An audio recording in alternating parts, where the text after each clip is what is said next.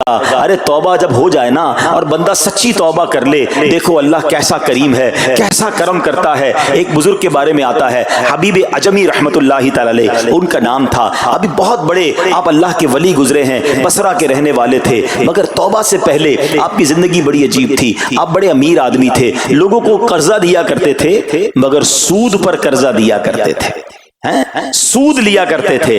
حال ایسا تھا کہ جب کسی سے سود لینے جاتے تھے یا قرضہ لینے جاتے تھے، وہ پیسہ نہ دیتا، لیٹ ہو جاتا تو اس سے جرمانہ وصول کر لیا کرتے تھے۔ ایک مرتبہ ایک مقروض کے دروازے پر گئے، وہ مقروض تو گھر پہ نہیں تھا، اس کی بیوی تھی، تو کہا میرا شوہر تو آج گھر پر نہیں ہے، نہ ہی میرے پاس رقم ہے کہ آپ کو دوں۔ آپ نے کہا مجھے تو چاہیے، کچھ نہ کچھ تو جرمانہ دینا ہوگا۔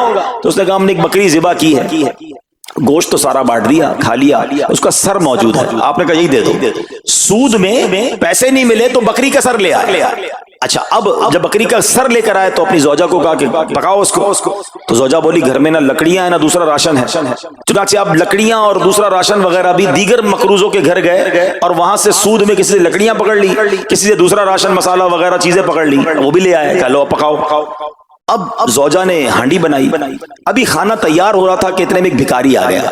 حضرت حبیب عجمی نے اس وقت تو توبہ نہیں کی تھی، اس بھکاری کو بھی باتیں سنا کر نکال دیا، گھر سے نکال دیا۔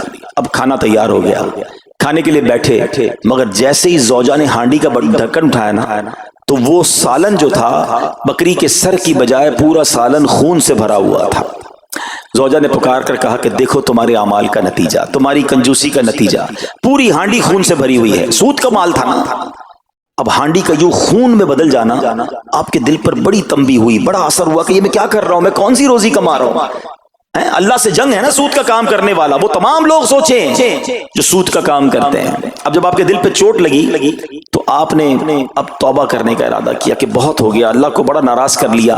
تو آپ حضرت حبیب عجمی اب باہر نکلے کہ حضرت امام حسن بصری کی بارگاہ میں جاتے ہیں اور وہاں جا کر توبہ کرتے ہیں۔ مگر جیسے ہی اب باہر نکلے نا تو کچھ بچے کھیل رہے تھے، کھیلتے ہوئے بچے نے آواز لگائی جلدی سائڈ پہ ہو جاؤ، دور ہو جاؤ، حبیب عجمی سود خور آ رہا ہے، کہیں ایسا نہ ہو کہ اس کے قدموں کی دھول ہم پر پڑے اور ہم بھی بدبخت ہو جائے۔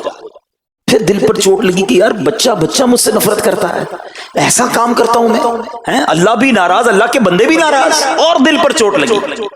حضرت حسن بصری رحمت اللہ تعالی کی خدمت میں گئے، بڑی سچی توبہ کی، اللہ کو راضی کرنے کے لیے پکی نیت کی، ابھی توبہ کی ہے، کوئی بڑی نیکیاں نہیں کر لی ہیں، واپس آ رہے ہیں۔